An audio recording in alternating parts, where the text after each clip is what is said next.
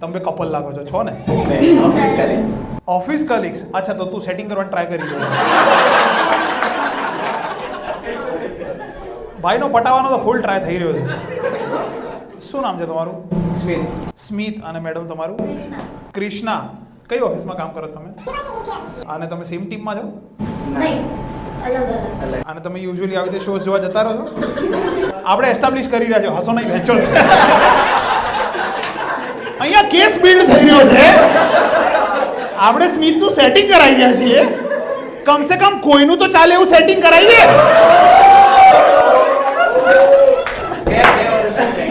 2 વર્ષથી ફ્રેન્ડ્સ જ છો. સ્મિત, તને કેવી છોકરી જોઈએ?